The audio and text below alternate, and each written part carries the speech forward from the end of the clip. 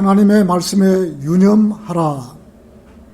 성경에서 가장 따끔한 이 책망의 장면을 꼽으라면 예수님께서 직접 책망을 들었던 베드로를 빼놓을 수가 없는 것입니다. 베드로는 주님께서 십자가의 고난과 죽음에 대해 말씀하셨을 때 육신의 생각으로 말렸다가 사탄아 내 뒤로 물러나가라. 너는 나에게 걸림돌이 되는도다. 이런 네가 하나님의 일들을 생각하지 않고 사람의 일들을 생각함이라. 마태복음 16장에서 호된 책망을 들었던 베드로는 그 말씀을 듣고서 적지 않은 충격에 휩싸였을 것입니다. 여기서 우리는 그토록 무섭게 책망하시던 주님의 자세에 주목해야 합니다. 주님은 먼저 다른 제자들을 보시고 베드로를 꾸짖어 말씀하셨습니다. 베드로에게 집중하여 책망을 쏟아내신 것이 아니라 다른 제자들에게 먼저 눈빛을 보내신 후에 베드로를 책망하신 것입니다. 이것은 그 강력한 책망이 같은 죄에 빠질 수 있는 다른 제자들을 위한 것이기도 했음을 보여주는 것입니다. 책망을 위한 책망이 아니라 모든 제자들의 믿음을 바로잡아 그들로 하나님의 뜻을 행하게 하려는 선한 목적이 있었던 것입니다. 성경의 책망은 죄를 지은 당사자뿐만 아니라 모든 성도에게 유익한 말씀이 되는 것이다. 죄를 지적하는 말씀을 대할 때 그것이 죄를 지은 당사자에게만 해당되고 다른 성도에게는 도움이 되지 않는다면 성경에서 교훈을 얻지 못하는 것입니다. 그 말씀을 믿음으로 받아들여 자신에게도 그런 죄가 없는지 성찰한다면 그 말씀이 그 죄를 멀리할 수 있는 능력이 되는 것입니다. 그리할 때 하나님의 사람으로서 온전하게 되어 모든 선한 일에 철저히 구비한다고 하실 것입니다. 하나님의 말씀에 유념하라. 첫 번째, 즐거운 마음과 환한 미소로 살아가라. 오늘 본문 말씀 12절부터는 조롱하는 자가 자기를 책망하는 자를 사랑하지 아니하며 현명한 자에게 가지도 않을 것이다. 즐거운 마음은 얼굴을 밝게 하지만 마음의 슬픔은 영을 상하게 하느니라. 사람은 누구나 자기를 책망하게 되면 그 교훈을 받아들이지 못하는 것입니다. 현명한 아들은 자기의 아버지의 흉계를 들으나 조롱하는 자는 책망을 듣지 아니하리라고 잠언 13장 1절에서는 말하고 있는 것입니다. 사람은 태어나 자라면서 부모의 책망을 받으며 살아가고 있는 것입니다. 이 책망을 듣기 싫다고 거부한다면 인간으로서 정상적인 생활을 할 수가 없고 자기의 고집으로 비뚤어진 길로 가게 되고 사회에서 별 필요치 않는 사람으로 살게 되어 있는 것입니다. 우리는 어렸을 때 부모의 교육을 받지 못하거나 자기의 마음대로 살아가는 비행 청소년들을 많이 볼 수가 있습니다. 부모의 말을 듣지 않고 자기 마음대로 자기 하고 싶은 것 다 하고 자기의 주장대로 산다면 바르게 인성교육을 받지 못하고 자라나 장차 사회생활에서 낙오자가 될 수 있는 소지가 있는 것입니다. 자녀이면 부모님의 칭찬과 꾸지람을 듣고 살아가야 합니다. 우리는 어렸을 때 아버지의 꾸지람을 듣고 자랐습니다.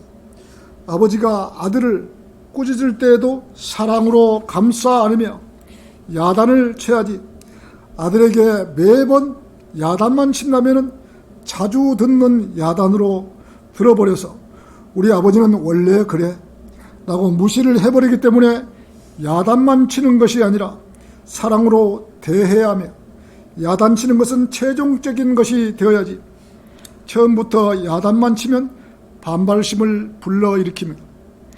교만한 자는 현명한 자에게 가까이 가려고 하지 않습니다. 왜냐하면 현명한 사람은 공경에서 구해내기 전에 야단만 칠 것이기 때문에 거만한 자는 기본적으로 미성숙했다고 볼 수 있는 것입니다. 교회 내에서도 건전한 교리를 견디지 못하는 사람도 있습니다. 디모데후서 4장 2절에서는 너는 말씀을 전파하라. 때를 얻든지 못 얻든지 항상 대비하라. 모든 오래 참음과 교리로 견책하고 책망하며 경고하라.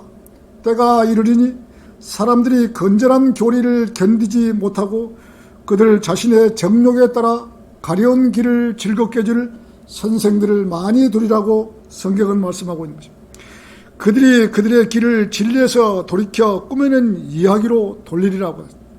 사회에서나 교회에서도 남의 말에 경청할 줄 아는 성도가 하나님을 제대로 믿을 수 있는 것이지, 함께 성도들과 어울리지 못하거나 독단적인 행동을 한다면 믿음 생활도 하기 어려운 것이다.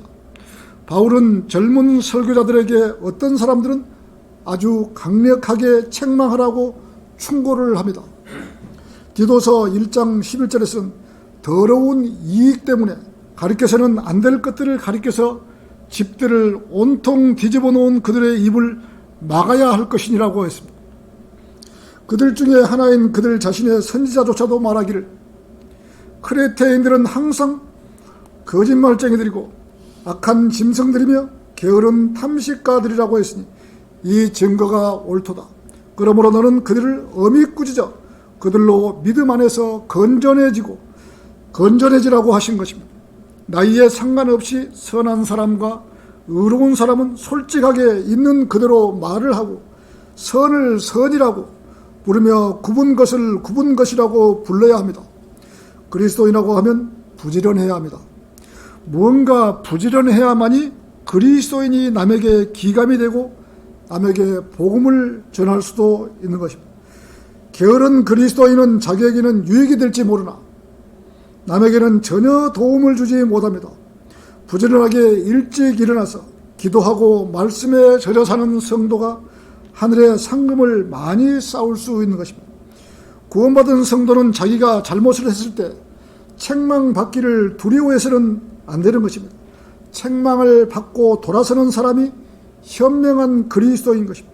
현명한 사람은 성경에서 구령자로 나타난 것입니다. 잠언 11장 30절에서는 의로운 자의 열매는 생명의 나무니 혼들을 이겨오는 자는 현명하니라. 그러므로 거만한 자는 구원받는 법을 자신에게 말해줄 수 있는 사람에게 접근조차도 하지 않는 것입니다. 우리가 구령할 때 전도지를 나누어 줄 때도 보면은 전도지를 받지 않으려고 피해가는 것을 볼 수 있습니다. 이런 사람들은 그야말로 잃어버린 혼과 마찬가지인 것입니다. 자기들이 대단한 사람처럼 생각하고 살지만 알고 보면은 가장 잘못 살아가고 있는 것입니다. 가장 잘 사는 사람은 전도자가 주는 메시지를 듣거나 아니면 전도지를 읽고 구원받는 사람이 가장 현명한 사람인 것입니다. 이러한 현명한 사람들은 즐거운 마음으로 세상을 살 수가 있는 것입니다. 즐거운 마음은 얼굴을 밝게 하지만 마음의 슬픔은 영을 상하게 하시느니라고 하십니다. 그리스도인이라고 하면 그래도 세상을 살면서 얼굴에 미소를 가득 띄우고 살아가야 합니다. 누가 보더라도 매 순간 얼굴이 밝고 미소가 띄어 있으면 행복한 사람으로 판단하는 것입니다. 우리가 사회에서 누구를 만나더라도 얼굴이 밝고 미소를 띄우고 있다면 언제든지 편안하게 대화할 수 있고 더 가까이 다가서려고 하는 그러한 경향이 있습니다. 그런데 구원받은 그리스도인이 매 순간 인상을 찌푸려져 있으면 다가가기도 그렇고 다른 성도들과 거리감이 있어서 함부로 교제하기가 어려운 것입니다. 구원받은 그리스도인은 이 질그릇에 보물을 담고 있는 성도들입니다. 이 크나큰 보물을 가지고 있는 사람들이 아무것도 없는 사람처럼 가난하게 보인다면 잘못하고 있는 것이기에 우리는 구원받은 그리스도인으로서 할 수만 있다면 밝고 명랑한 얼굴을 띄우고 주위 사람들에게 좋은 이미지를 심어 주어야 합니다. 그래야만이 복음을 전할 기회가 오는 것입니다. 시편 126편 2절에서는 그때 우리의 입은 웃음으로 가득 찼고 우리의 혀는 노래로 가득 찼도다. 그때 이방 가운데 있는 자들이 말하기를 주께서 그들을 위하여 위대한 일들을 하셨도다. 이 말씀대로 그리스도인들은 웃음을 잃지 말고 살아가야 합니다. 오늘 본문 말씀처럼 즐거운 마음은 얼굴을 밝게 한다고 하셨습니다. 그리스도인들은 소망이 있고 희망이 있습니다. 그런데도 믿지 않는 사람들처럼 얼굴을 찌푸리고 살 필요는 없는 것입니다. 세상은 그리 오래가지 못한다는 사실을 알고 살아간다면 부디 인상을 쓰면서 살 필요는 없습니다. 얼마든지 화기애애한 얼굴로 세상 사람을 만나고 그의 얼굴에서 풍기는 그리스도인의 향기로 많은 사람을 이겨올 수 있는 것입니다. 자, 하나님의 말씀에 유념하라. 두 번째, 항상 배우나 진리의 지식에 이를 수 없다. 오늘 본문 14절부터는 명철을 가진 자의 마음은 지식을 찾으나 어리석은 자의 입은 어리석음을 먹느니라. 고통을 받는 자들의 모든 날은 악하나 즐거운 마음을 가진 자는 계속 잔치하느니라. 이 사람은 잠언 14장 6절에서 조롱하는 자는 지혜를 구하여도 얻지 못하나 깨닫는 자에게는 지식이 쉬우니라. 이 구절은 철학자들이나 과학자들은 절대 진리를 찾을 수 없는 것입니다. 어떤 것에 대한 참된 명철도 얻지 못하는 것입니다. 하나님께서는 하나님의 자녀들이 아니면 하나님의 지혜를 주시지 않습니다. 그래서 세상 철학자들은 매번 쓸데없는 철학에 얽매여 있는 것입니다. 디모데후서 3장 7절에서는 항상 배우나 진리의 지식에 이를 수 없느니라고 하신 것입니다. 지금 각 대학에서 철학과가 있습니다. 그 많은 학생들이 철학을 공부하고 있으나 철학 공부를 해서는 절대로 진리의 지식에 이를 수 없다고 하나님께서 선포를 해두신 것입니다. 그리스도인들은 자녀들은 이러한 쓸데없는 철학과를 선택해서는 안 되는 것입니다. 이런 농담이 있습니다. 철학자는 더 많은 것에 대해 점점 더 적은 것을 공부해서 결국 모든 것에 대해 아무것도 알지 못하는 사람이 되고, 반면 과학자는 적은 분야에서 더 많은 것을 연구를 해서 결국 아무것도 아닌 것에 대해 모든 것을 아는 사람이 된다고 정의를 내리고 있습니다. 이런 과학자들과 철학자들이 직접 만들어낸 정의처럼 보이지만 자신들의 활동을 정의를 내리는 데에만 급급한 것입니다. 우리는 학창시절에 철학가라면 그래도 동경하는 무언가가 있었습니다. 그래도 무언가가 있는 줄 알았고, 인간은 생각하는 갈대이다 라는 말도 인용하면서 대단한 철학자처럼 보이면서 눈속임을 한 것입니다. 속빈 강정처럼 철학이라는 것은 껍질만 있는 것이다. 이 플라톤, 아리스토텔레스, 소크라테스, 간디 이런 사람들이 했던 실수를 반복해서는 안 되는 것입니다. 즉 이런 자들은 철학이라는 명칭으로 마귀의 장난질을 하고 있는 것입니다. 잠언 1장 22절에서는 너희 우매하는 자들아, 언제까지 너희가 우매함을 사랑하겠으며 조롱하는 자들이 지식을 미워하겠느냐. 어리석은 자들의 입은 어리석음을 먹느니라 하고, 잠언 15장 2절에서는 현명한 자의 혀는 지식을 올바로 사용하나 어리석은 자들의 입은 어리석음을 쏟아내느니라. 세상에서 우매한 자들과 대화를 하면은 말도 안 되는 소리를 하는 것을 우리는 볼 수 있습니다. 자기는 세상에서 똑똑한 채를 다 하고 살지만 우리 그리스도인들이 볼 때는 똑똑한 것이 아니라 정말 우매한 것을 볼 수 있습니다. 이런 사람을 직장의 상사로 모시고 산다면 비극일 것입니다. 상사는 지혜와 명철과 분별력이 있어야 하는 것입니다. 잠언 2장 2절에서는 네 귀를 지혜에 기울이며 내 마음을 명철에 두며 정녕 네가 지식을 구하려고 소리를 지르며 명철을 위하여 내 목소리를 높이고 은을 구하듯이 지식을 구하며 숨겨진 보물을 찾듯이 명철을 찾는다면 네가 주의 두려움을 깨달을 것이요 하나님의 지식을 발견하리니 주께서 지혜를 주시고 그의 입에서 지식과 명철이 나오느니라고 하셨습니다.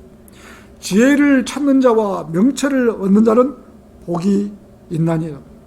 잠언 16장 16절에서는 지혜를 얻는 것이 금을 얻는 것보다 얼마나 더 좋은가.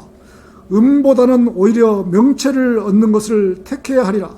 잠언 17장 18절에서 명철이 없는 자는 손뼉을 치며 그의 친구의 면전에서 보증을 서느니라고 하면, 이렇게 사람들이 지혜와 명철이 없으면 바로 공경에 처할 수 있는 것입니다. 지금은 우리가 이 은행이나 어디에 보면 이 보증 제도가 다 없어졌거든요. 그러나 우리가 이 사업을 할 때만 해도 보증 제도가 있기 때문에 서로가 이 보증을 안 쓰면은 어떤 것도 되지를 않는 거거든요. 그래서 이 옆에 회사와 세 개 회사가 뭉쳐서 서로 맞보증을 쓰는 그런 경향이 있었어요. 그렇지 않으면 뭐 대출도 안 되고 어떤 일 처리를 할 수 없으니까. 그래서 그때는 어쩔 수 없이 이 보증을 썼기 때문에 그러한 현상이 일어났던 것입니다. IMF 때 안 걸린 회사가 어디 있겠어요? 서로 맞보증 다 걸려있지. 다 걸리는 거죠. 그렇게 옛날에는 보증 때문에 고통을 했습니다. 지금도 어떤 그 인후 보증이나 보증은 그리스도인이라면 보증을 서서는 안 되는 거거든요.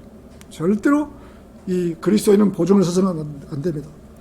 전도서 9장 11절에서는 내가 돌이켜 해 아래서 보니 경주가 빠른 자에게 주어지는 것이 아니고 전쟁이 힘센 자에게 오는 것도 아니며 먹을 것이 현명한 자에게도 오는 것도 아니고 재물이 현명한 자에게 오는 것도 아니며 은총이 재주 있는 자에게 주어지는 것도 아니니 때와 기회가 그들 모두에게 일어나는도다 하신 것처럼 전쟁이 무조건 힘센 자에게 이기라는 법이 없습니다.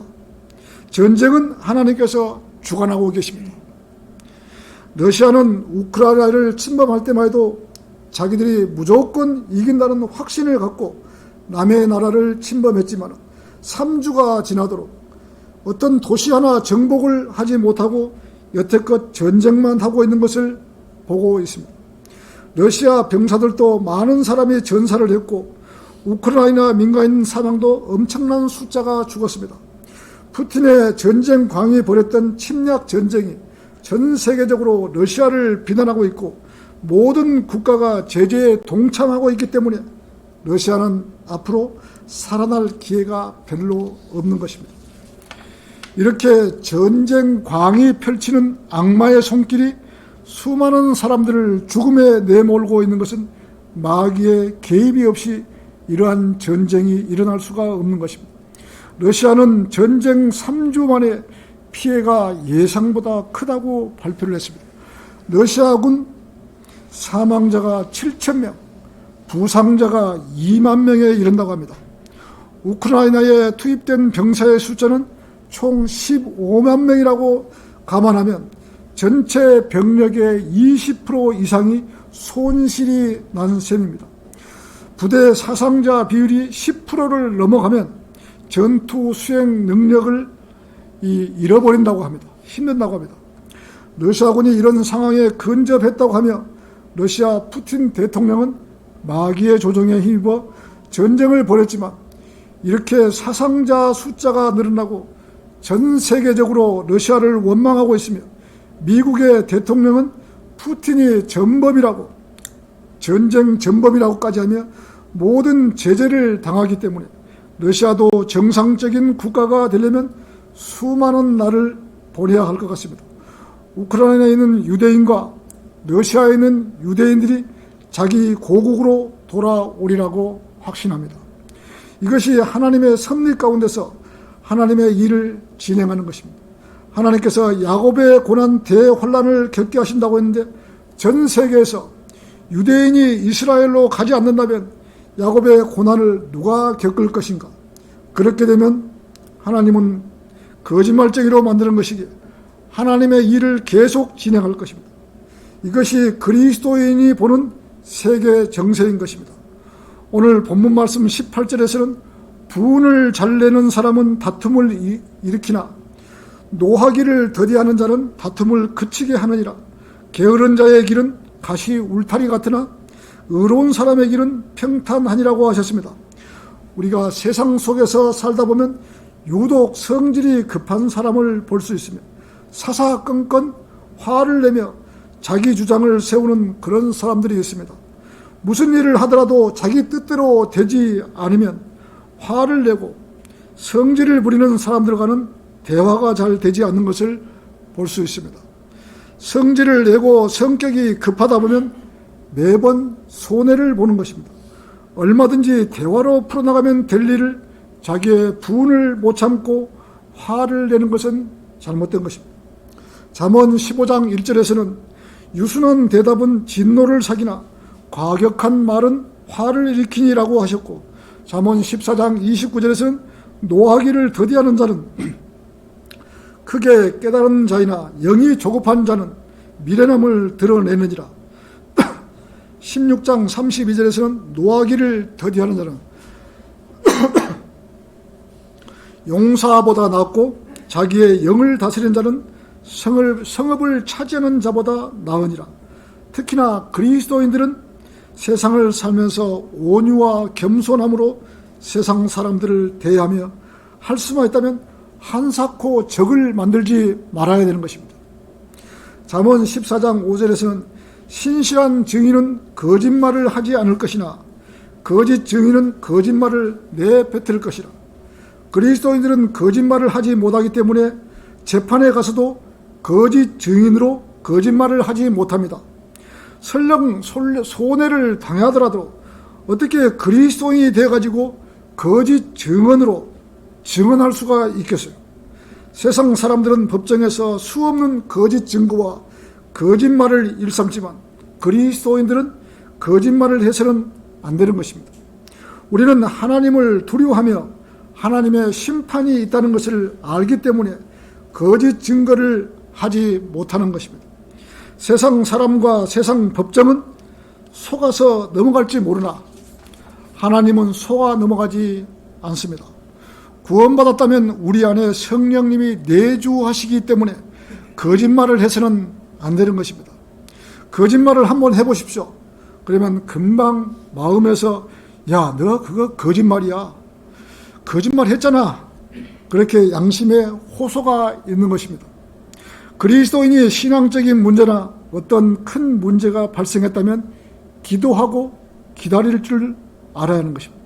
하나님께서 그 성도를 쓰시고자 하나님을 일을 추진하는데, 하나님께서 어떤 성도를 쓰시고자 하나님의 일을 추진하는데 그 주위에서 인간적인 생각으로 인간적인 기준으로 육신의 정의를 부르짖으며 그 성도의 행실을 비난하면서 분파를 일으킨다면 오히려 하나님께 죄를 짓는 경우가 생기는 것입니다. 우리는 이러한 일을 판단할 때는 심사숙고해야 합니다. 세상 일도 심사숙고해야 되지만 더욱이 하나님의 사역을 인간의 잣대로 재어서는 안 될 것입니다. 우리는 어떠한 일이 벌어졌을 때 잘 대처하는 법을 배워야 합니다. 우리 사도행전 5장 29절을 한번 보시죠.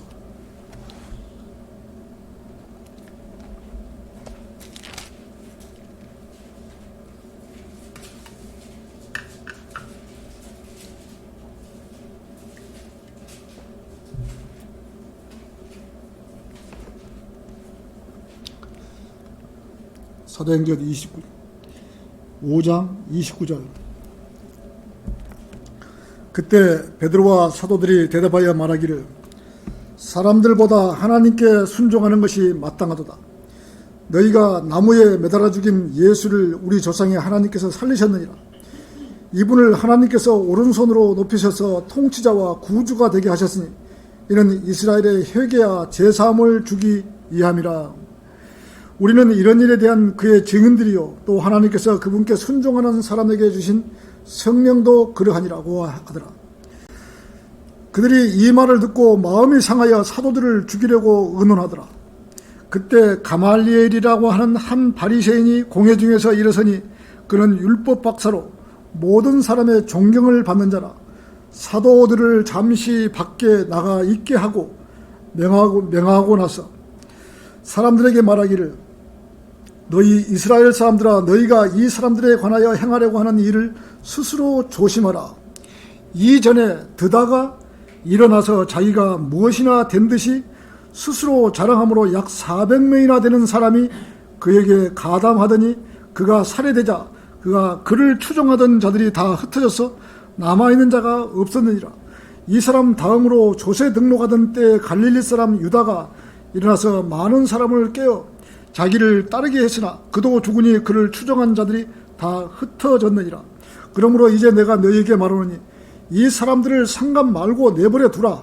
만일 이 이론이나 행동이 사람에게서 비롯된 것이면 곧 무너져 버릴 것이요 그것이 하나님에게서 비롯된 것이면 너희가 그것을 무너뜨리지 못할 것이니 도리어 너희가 하나님을 대적하는 것으로 알려지지 않도록 하라고 하더라. 그러자 그들이 가말리엘에게 설득되어 사도들을 불러서 때리고 예수의 이름으로 말하지 못하도록 명령한 후에 놓아주더라. 사도들이 지금 이렇게 예수 그리스도 때문에 이야기를 하니까 이 가말리엘이라는 이 바리새인이 지금 막고 일을 아주 추진을 잘 하는 것을 볼 수 있습니다. 우리도 어떤 문제가 생겼을 때 육신적으로 문제를 판단하는 것이 아니라 정말 이런 일이 하나님께서 오신 건지 아니면 인간적인 육신의 잣대로 재어서 잘못된 것인지 우리가 빨리 판단하지 말고 시간을 두고 정확하게 판단을 해야 되는 것입니다. 만약 이때 당시에 예수님께서 이 십자가에 이루신 사실이 사도들이 전했던 것이 잘못됐으면은 그때 당시에 없어졌을 거예요. 드다가 400명을 데리고 자기가 하다가 드다가 죽으니까 이 이론이 다 없어져 버린 것처럼 예수 그리스도께서 어떤 사람을 쓰시고자 한다면 그 사람을 우리가 반대한다고 해서 방해한다고 해서 될 일은 아니거든요. 그래서 이 문제를 우리가 심사숙고하게 생각해야 되는 것입니다. 자, 가말리엘이라는 바리새인도 이렇게 점잖게 일 처리를 하는 것을 볼 수 있습니다. 우리는 재빨리 판단할 것이 아니라 하나님께서 하시는 일인지 아니면 사람이 자기 주장을 세워서 하는 것인지 분별력을 가지고 지켜보아야 합니다. 하나님께서 더 많은 하나님의 백성을 구원시키고자 사람을 들어 쓰시는 것인지 아니면 자기의 명예나 먹고 사는 일에 치중해서 하는 일인지를 철저하게 지켜보아야 합니다. 섣부른 결단은 오히려 하나님의 일을 그리칠 수가 있는 것입니다. 하나님의 일이 아니면 중간에 와야 될 것이고 이것이 하나님께서 이 나라의 복음 전파 사역에 더 힘을 기울인다고 하신다면 우리는 막는 것은 불가피한 것입니다. 큰 강물의 물줄기를 인간이 막는다고 해서 될 일이 아닌 것입니다. 하나님께서 이 마지막 급변하는 시대에 하나님의 일을 하시려고 누군가를 들어 쓰실 수도 있는 것입니다. 누군가의 기회를 주었는데도 그 일을 하지 않는다면 하나님의 촛대를 옮겨갈 수도 있는 것입니다. 우리는 이렇게 마지막 시대에 하나님께서 우리를 들어서 주시라고 열정을 가지고 거리 설교회나 구령에 매진해야 할 것입니다. 자, 하나님의 말씀에 유념하라. 세 번째, 명철을 얻으라. 본문 20절에서는 현명한 아들은 아버지를 기쁘게 하나 어리석은 자는 자기의 어머니를 멸시하니라. 나이 먹은 사람들은 자나깨나 자기의 아들과 딸이 세상을 살아가는데 어려움이 없이 되게 해달라고 그리스도인 가정에서는 하나님께 기도할 것이고 또 종교를 가진 사람들은 자기가 믿고 있는 신에게 빌 것입니다. 나이 먹은 사람이 모이는 곳에는 의뢰의 자기 자녀들 이야기를 하다 보면 자연스럽게 아들들의 이야기가 나오게 되어 있습니다. 이것이 공통된 부모님의 실상입니다. 자기의 아들이 세상에서 육신적으로 잘 되어 있으면 아버지가 영광을 받는 것입니다. 아들이 잘 되어 있으면 엄마가 영광을 받아야 되는데 아들이 잘 되어 있으면 아버지가 영광을 받습니다. 또 아들이 잘된 것을 고스란히 아버지가 높임을 받는 것이 인간이 살아가는 현상이고 아들이 잘못되어 있으면 그 고통은 어머니가 고스란히 그 고통을 안고 살아가는 것입니다.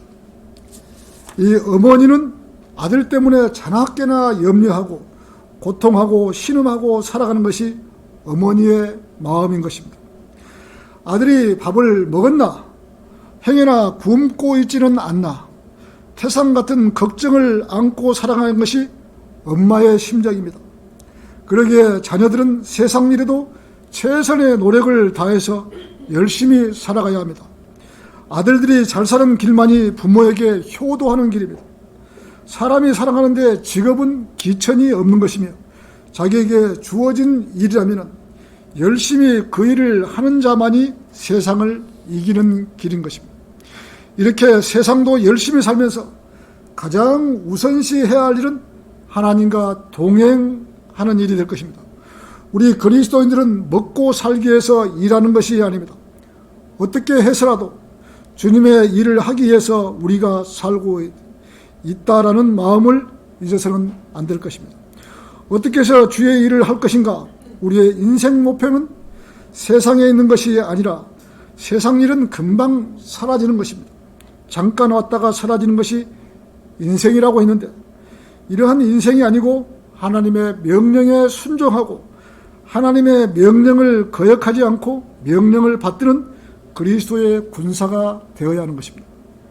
그리스도의 군사가 되지 못하고 언제까지 어린아이로만 살 것인가? 이제는 천안생명침례교회 성도들도 어린아이에서 깨어나서 가장 왕성한 청년으로 살아가야 합니다.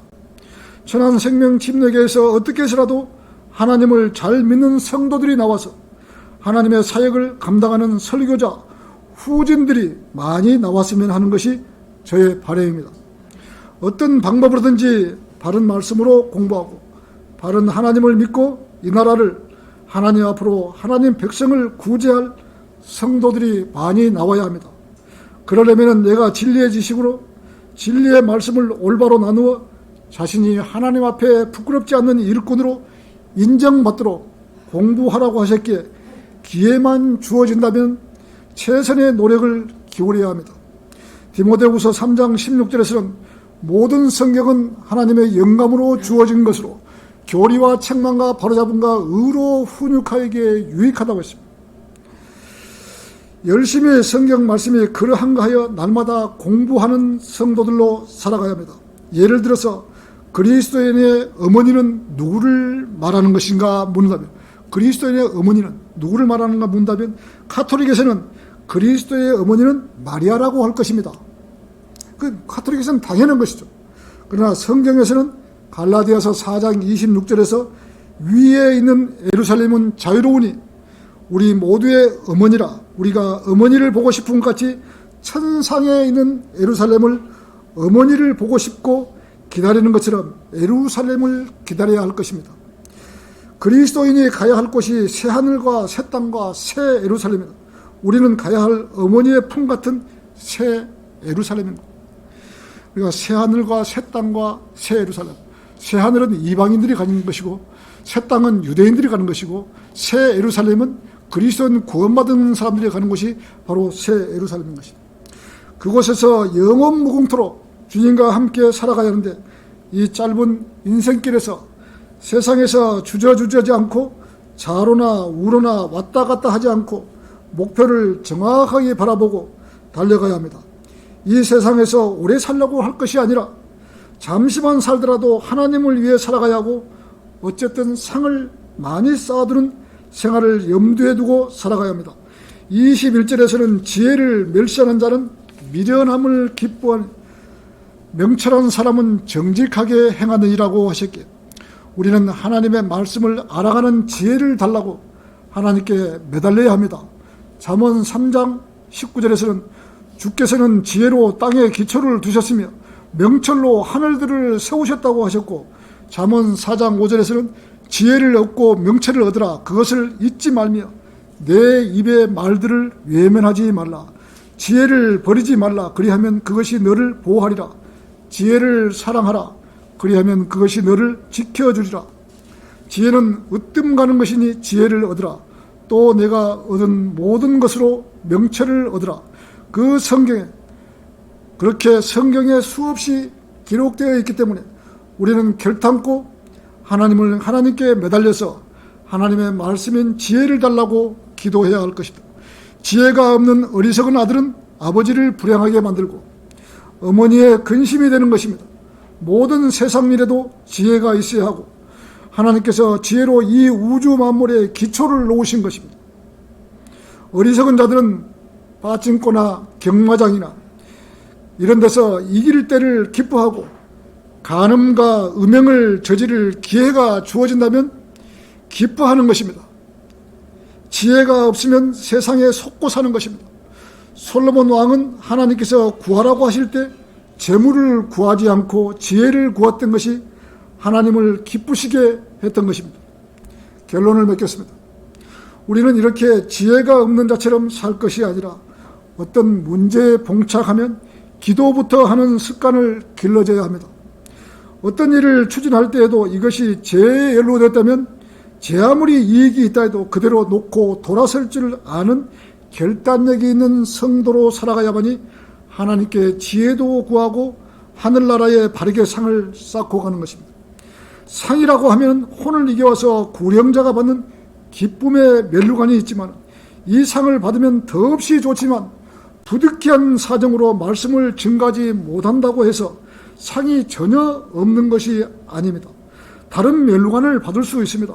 바로 의의 면류관입니다. 말씀으로 깨어 있으면서 주님 오신다는 사실을 잊지 않고 기다리며 살아가는 성도가 받는 상이 바로 의의 면류관인 것입니다. 또 성도가 그리스도인답게 살았다면, 죄에 연루되지 않고 바르게 살았다면 썩지 않을 면류관을 주시겠다고 약속했기에 반드시 주신다는 그 약속을 믿고 바르게 살아가면 되는 것입니다. 우리 그리스도인들은 하루하루를 바르게 살려고 노력해야 합니다. 그렇게 성령으로 충만한 생활이 하루 이틀, 한 달, 두 달, 1년, 2년 지속되어 가다 보면 주님께서 오실 때 우리가 깨어있는 성도로 발견될 것입니다. 그러기에 우리 그리스도인들은 이 지상에 사는 날 동안 후회 없는 삶을 살아가야 합니다. 오늘 말씀처럼 하나님의 말씀에 유념해서 말씀이 그리한가 확인하면서 살아가는 것이 바로 주님을 기다리는 마음으로 살아가고 있는 것이며, 바르게 행동하고 그리스도인으로서 잘 살았다면 하나님께서 그리스도의 심판석에서 세 개의 면류관, 즉 의의 면류관, 썩지 않는 면류관, 기쁨의 면류관, 이 세 가지의 면류관을 받을 것입니다. 우리 모두는 그날을 고대하며 최선을 다해서 자기의 현실에 맞게 살아가면 되는 것입니다. 천안 생명 침례 성도들은 한 사람도 빠짐없이 이 면류관을 받는 성도가 되어야 합니다. 설교를 마치겠습니다.